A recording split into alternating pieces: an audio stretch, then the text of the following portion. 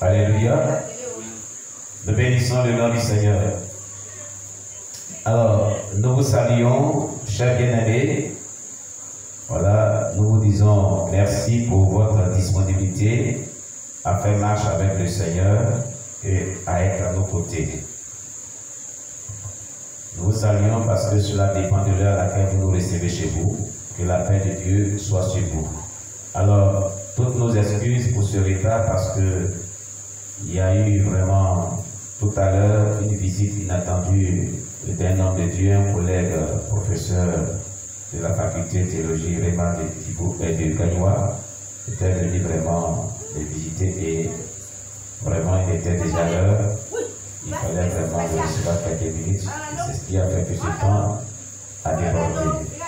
Alors nous saluons le frère Boris parce qu'il nous reçoit. Voilà, sois béni frère Boris, shalom à toi. Shalom au frère Jean, shalom à tous ceux qui sont connectés sur la plateforme Dio. Shalom à la sœur Marie Archange, au frère Timou, à la sœur Christine Rayenne, à la sœur Aïchat. Voilà, à tous ces bien-aimés frères et sœurs en Christ, au frère Tissi Jean. Soyez bénis, que Dieu vous bénisse, que la paix de Dieu demeure avec vous. Shalom aussi au frère Paulin. Voilà, Dieu vous bénisse. Voilà, et alors ce soir nous allons donc rendre gloire à Dieu. On va dire merci à Dieu pour tout ce qu'il a fait pour nous. Voilà, rendons toute la gloire au Seigneur, disons merci à Dieu, prions le Seigneur. L'éternel Dieu, nous te rendons grâce, nous bénissons ton nom, nous t'élevons, nous t'exaltons pour la grâce et la faveur que tu nous accordes de pouvoir nous retrouver en ce soir, vraiment dans cette communion fraternelle autour de ta parole. Que ton nom soit béni, Jésus, que ton nom soit exalté, notre Dieu, que ton nom soit glorifié, Père Céleste, mon Dieu, mon roi. Nous te rendons toute la gloire, nous t'élevons, nous te célébrons, nous te magnifions, Dieu des bons dieux de grâce, pour la faveur, la grâce que tu nous accordes, de pouvoir partager ce temps merveilleux ensemble, et de ce que notre Dieu, tu as voulu que, éternel Dieu, ce soir, nous nous retrouvons encore une fois de plus. Seigneur, que ton nom soit béni, que ton nom soit exalté, que ton nom soit magnifié, que ton nom soit glorifié pour tous tes bienfaits. Merci pour ta faveur, merci pour la grâce, merci éternel Dieu pour cette grâce que tu nous accordes d'avoir le souffle de vie qui ne peut être comparé, éternel Dieu, à aucun bien précieux sur cette terre, au nom de Jésus-Christ. Amen. Alléluia. Nous allons demander pardon à Dieu pour nos péchés, pour toutes nos iniquités, nos transgressions. Au nom de Jésus, prions le Seigneur notre Dieu. Oh Seigneur, mon Dieu, je viens à toi pour te demander pardon. Seigneur, pour tous mes péchés, pour toutes mes iniquités. Ce n'est pas des excuses que je dois te donner pour ce retard. Je dois prendre toutes les dispositions requises pour être à l'heure. Et Seigneur, je te demande pardon pour ce retard qui est Dieu auquel je commence à prendre ce programme. Pardonne-moi tout péché, toute iniquité de retard. Pardonne-moi toutes sortes de péchés que j'ai commis sur terre des vivants. Les péchés qui me condamnent, éternel Dieu, roi des rois, si jamais à ton Père son qui va me pécher, il va m'empêcher d'être arrivé avec toi. Et ceux qui me condamnent pour l'enfer, je t'en supplie, pardonne-moi pour toutes sortes de péchés, toutes sortes d'iniquités. Seigneur, toutefois que j'ai désobéi à ta parole et à la voix de ton Esprit Saint, et a commis des actes de ton enfant. C'est pourquoi, mon Dieu, mon roi, je m'approche de toi pour implorer ta miséricorde, ta compassion sur ma vie. Ô Dieu miséricordieux, Dieu compatissant, aie pitié de moi et pardonne-moi les péchés, mes iniquités, au nom de Jésus-Christ. Amen. Tu vas demander à Dieu de te sanctifier, de te purifier, de te laver de tout péché, toute iniquité. Prions le Seigneur notre Dieu. Seigneur, je te prie de me sanctifier par ton sang, de me purifier par ton sang, d'envoyer ton sang, éternel Dieu, qui a coulé la croix du calvaire, pour me laver de tout péché, me purifier de toute iniquité, me sanctifier de toute transgression. Déploie ton sang dans tout mon être entier, ô Papa, éternel Dieu, roi des rois, afin de me sanctifier par ton sang, afin de me purifier par ton sang, afin de me laver par ton sang, qui a coulé à la croix. Jésus, déploie ton sang. Sanctifie-moi de tout péché, purifie-moi de toute iniquité, lave-moi par ton sang précieux, qui a coulé à la croix, au nom de Jésus-Christ. Amen. Bien-aimé, tu vas prier le Seigneur et tu vas confier cette rencontre de ce soir, ce moment d'étude de la parole de Dieu, entre les mains du Seigneur, lui demandant de nous donner la connaissance, la compréhension de sa parole et l'application de sa parole dans notre vie. Au nom de Jésus, prions le Seigneur notre Dieu. Seigneur, ta parole est vie et esprit, elle est la source de restauration de notre foi. Et notre Dieu, notre roi, ce soir, nous te confions nos cœurs, nous te confions nos âmes, nos esprits. Nous te prions, notre Dieu, de nous donner, éternel Dieu puissant, ta compréhension de ta parole, ta connaissance de ta parole, notre Dieu, pour le roi des gloires. Donne-nous de pouvoir, notre Dieu, comprendre tout ce que nous allons apprendre de toi, éternel Dieu, ce jour. Donne-nous, notre Dieu, éternel Dieu, la sagesse, l'interprétation réelle de ta parole, et la connaissance de ta parole, et la mise en application de ta parole qui est au-dessus de toutes choses, parce que c'est ce que tu attends de nous. Une chose est de comprendre ta parole, mais la chose la plus importante, c'est de la vivre, mon Dieu puissant. C'est pourquoi nous te confions nos cœurs. Nous prions que tu nous donnes la compréhension de ta parole non seulement, mais sa mise en application au nom de Jésus-Christ. Amen. Alléluia. Alors aujourd'hui est le deuxième jour de notre cours CPFP. Et comme nous l'avons si bien dit, chaque mardi et mercredi, nous avons les cours de GVN qu'on appelle CPFP, cours préparatoire à la formation pastorale, un cours de progression spirituelle en vue de la maturité spirituelle pour le service de Dieu. Et donc, on avait dit comme ça que nous ferons 1 heure du temps avec un nouveau cours et 1 heure du temps avec les CPFP. Amen. Donc, la semaine qui avait précédé, le mercredi qui avait précédé donc la semaine du jeûne de 21 jours, on avait vu un nouveau thème, puissance par la prière de Marc-André Bunz, puissance par la prière de B.L. Bunz, qui est vraiment un livre théologique très puissant des caractéristiques du ministère des puissances. Ça fait partie des caractéristiques, des cours des caractéristiques du ministère des puissances, et qui nous amène notamment, qui stimule la consécration et l'efficacité vraiment dans la vie chrétienne et dans le ministère pour ceux qui servent Dieu.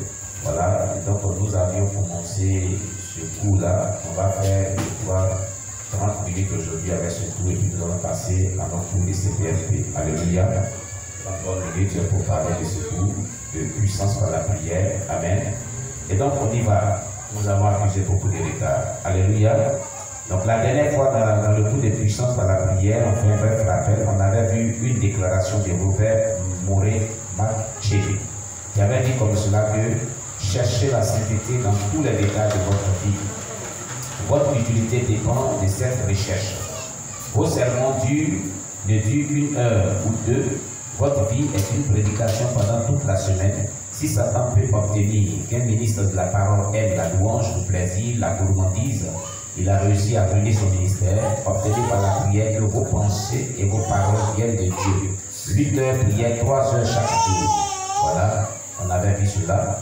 Et on avait dit véritablement que l'Église n'a pas besoin de nouvelles ou de meilleures organisations ou méthodes, mais elle a besoin d'hommes dont le Saint-Esprit puisse se servir, d'hommes de prière puissants dans la prière.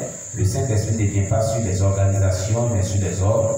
Il ne pointe pas les plans, mais les hommes de prière, ce sont eux qui le pointent.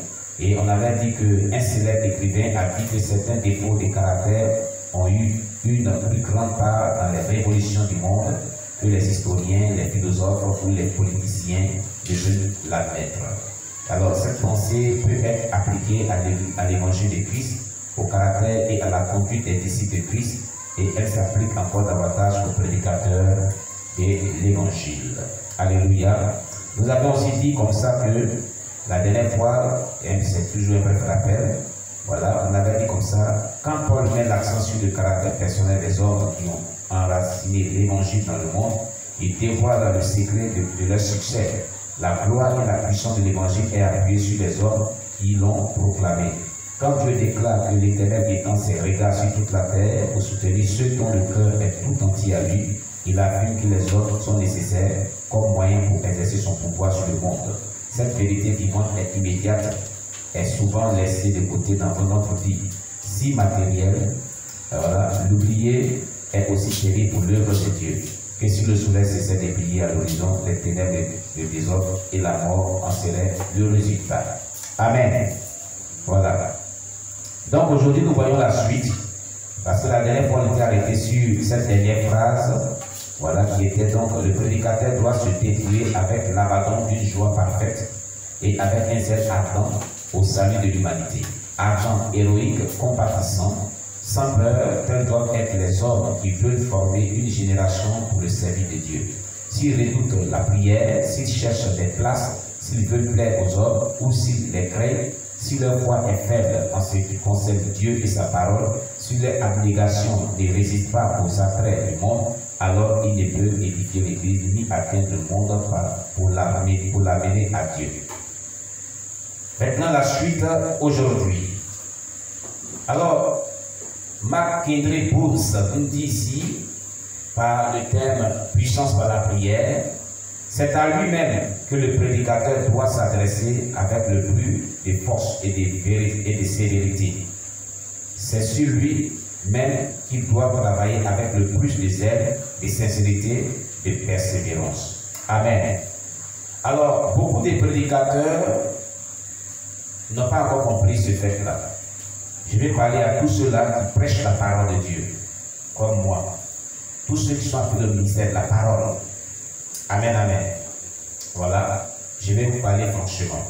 Ceux qui évangélisent, les prédicateurs qui annoncent la parole de Dieu tous les dimanches à l'église, les responsables qu'on programme souvent pour prêcher, voilà, je vais vous dire une chose. Avant toute chose, les messages que Dieu nous donne pour pouvoir porter au peuple de Dieu sont déjà des messages, sont d'abord dans un premier temps des messages qui s'adressent premièrement à nous. C'est l'ordre des choses. Dieu nous parle d'abord. Nous sommes concernés par toute prédication, par tout enseignement.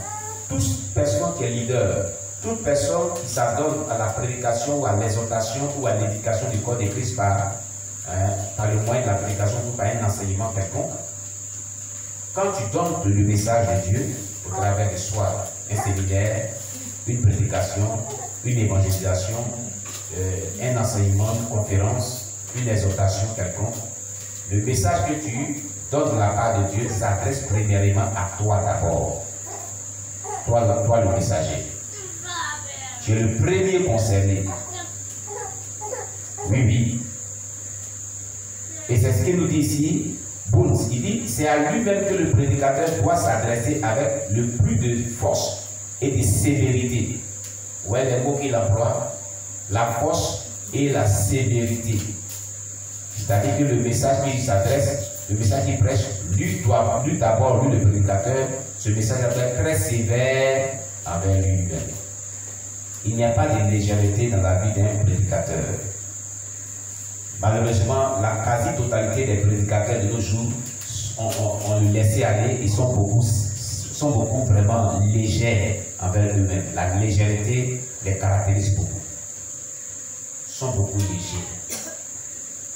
Ils méprisent beaucoup certaines choses que la prédication qu'eux-mêmes prêchent, les reprochent par moment. Écoutez très bien.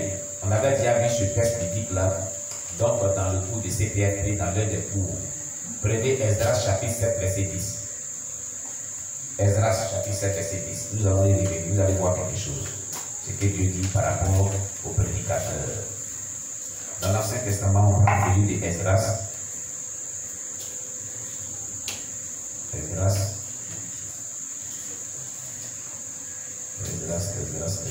Le prophète Esdras, le scribe. Esdras 489, Ancien Testament, page 489. Voilà. Esdras. Voilà.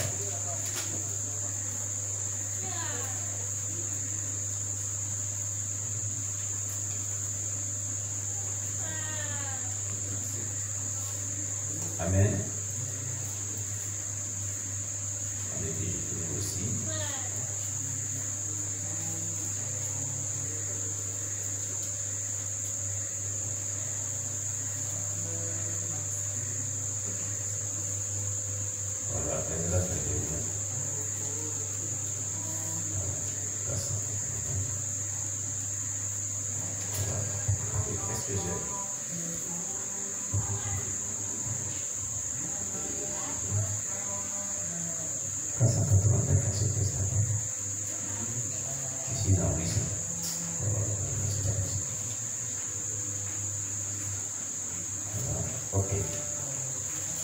Esdras chapitre 7, voilà le verset 10.